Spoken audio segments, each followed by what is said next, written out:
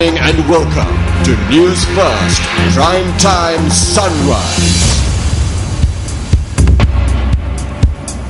Hello there, very good morning and welcome to Newsfirst Prime Time Sunrise on the 7th of August 2014 with me, Shayan Silva. Let's start off with a look at your headlines. Police say that those who engage in election propaganda activities in the vicinity of examination centres in the Uva province will be arrested. Special dengue eradication program to be implemented in the Western province from today. The second Randoli Perahera of the Temple of the Sacred Tooth Relic to take place today. And Hamas rejects Israel's truce offer.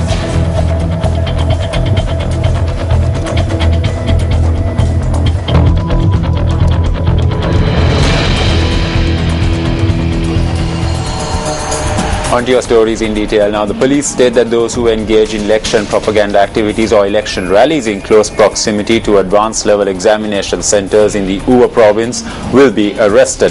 To find out more on this matter, we contacted the police media spokesperson SSP Ajit Rohana. The special police teams have been deployed in order to enforce the election law in Uva province, especially Badulla and Moragala districts. But yesterday it has been observed that some group of persons had conducted illegal procession, especially in Mayangana area, and apart from that an obstruction case also has been reported in respect of Assistant Election Commissioner, and he has made a complaint at Badulla Police in this regard, and he has stated that he was obstructed by a group of persons who came on a vehicle procession. The investigations are being conducted. According to the election law, no procession could be conducted during the election period from the day of nomination and after the day of poll. During this period, no procession could be conducted, and apart from that, ECE advanced level examination also is conducted throughout the country, especially in the Uva province also, and the examination commissioner and the election commissioner both have made requests from the candidates and their supporters that not to disturb the examination, not to conduct any processions or propaganda rallies near examination centers. So we also would like to make the same request from the candidate and their supporters. So if they are going to violate the election law, and apart from that, if they are going to disturb the GCE AL examination, so we are taking a stern action against them, and we have deployed the mobile patrols and motorcycle patrols in the areas where the examination centers are situated.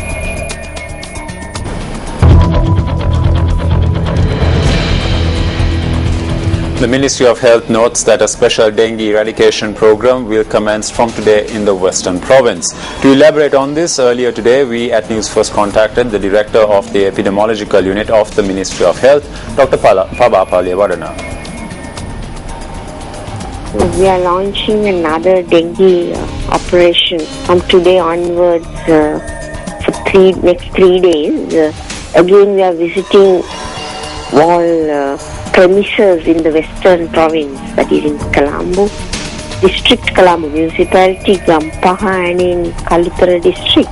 A team of people consisting from armed forces, police, health, and other officials from the different ministries would be visiting premises and look for breeding places of dengue mosquito, and encourage the households to remove those breeding places, because still we have a problem of dengue in the Western province. And of course we see a reduction after having done several operations in the past. But this is again we are doing it for next 3 days. to continue the same activity, and we want to see the breeding places. In fact, so we are trying to evaluate what we have done in the previous operations.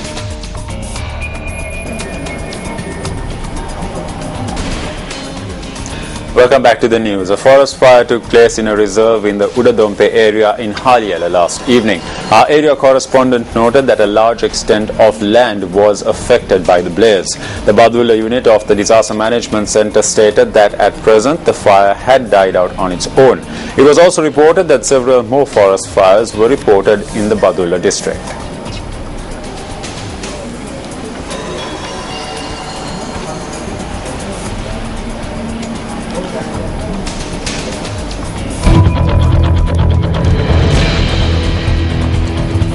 The second Randoli Perahera of the Temple of the Sacred Tooth Relic in Kandy will take place this evening. The first Randoli Perahera took place last night with the participation of the Diyavaran in Nilamaya.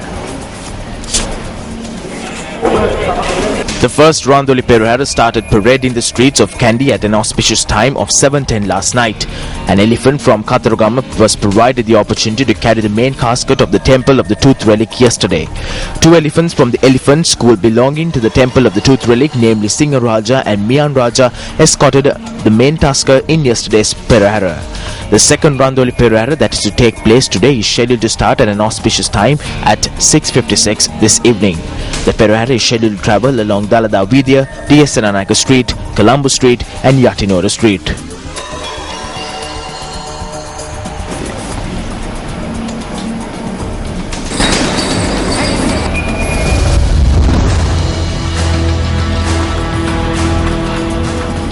Starting off international news this morning, Israel has offered to extend a 3-day ceasefire in Gaza, which began on Tuesday after nearly a month of conflict.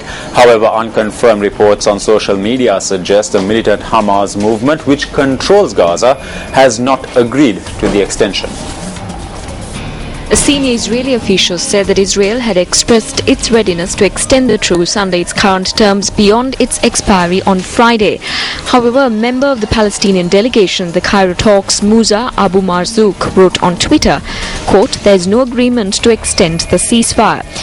In his first comments since the 72-hour truce began, Israeli Prime Minister Benjamin Netanyahu blamed Hamas for all of the civilian casualties, saying it had used civilians as human shields. The Palestinian delegation at the Cairo talks includes negotiators from Hamas as well as members of the Islamic Jihad and the Palestinian Authority. Egypt has been mediating in indirect Israeli-Palestinian talks. More than 1,800 Palestinians, mostly civilians, and 67 Israelis, mainly soldiers, have died in the conflict. Meanwhile, as a 72-hour ceasefire takes effect, residents of a kibbutz in southern Israel returned home after seeking shelter in other areas, while some, like Natifa.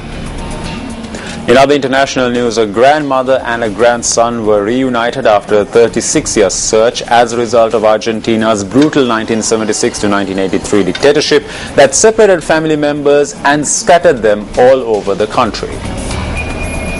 After a near 36-year search, President of the Argentine Human Rights Organization, grandmother of Plaza de Mayo, Estela Di Carlotto, says that she's looking forward to meeting her recently discovered grandson, and that the good news was like a dream come true.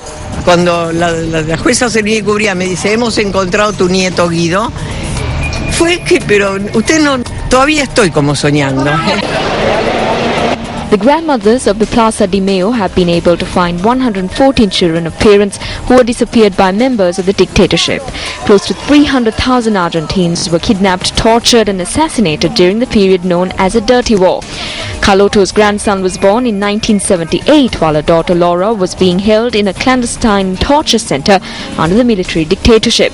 The baby was immediately taken from his mother, who was killed, and the child was given another identity, a common practice during the country's brutal 1976-1983 dictatorship. 36-year-old pianist Ignacio Herban, or Guido Montoyo, Carlotto as named by his birth mother, voluntarily underwent a DNA test after having doubts concerning his identity.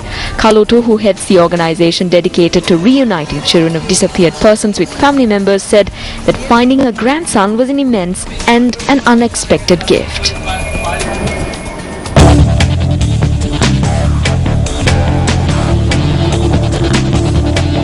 The verdict in the murder trial involving South African Olympian Oscar Pistorius is coming closer as the defense and prosecution prepare to deliver their closing arguments. And then I got off, if you look at the bed at the right hand side, I got off the bed. I stuck my left hand out and I tried to feel the curtains, hoping maybe she was hiding behind them. And then I started panicking because I realized that Reva wasn't just replying to me. She wasn't, I couldn't see her and I couldn't hear her. So I went back to the bathroom as quick as I could and I got back to the entrance of the bathroom. I was screaming, I started to scream out for her. I was scared entering the bathroom again. You see, Mr. Pistorius, this is one of the crucial issues that makes your version totally improbable. It's incorrect. If you looked for Reva, because you looked for Reva, why did you go back to look for Reva? As I said in my evidence, my lady, as I got to the bed and I realized Reva wasn't on the bed, that was the first time that I realized maybe it could have been her in the bathroom. That was before I checked the curtains and got out of the other side of the bed. No. So your first thought would be to run back to the bathroom, not to waste time looking and doing all these things that Mr. Nall says would be normal in the course. Nothing was normal about that night.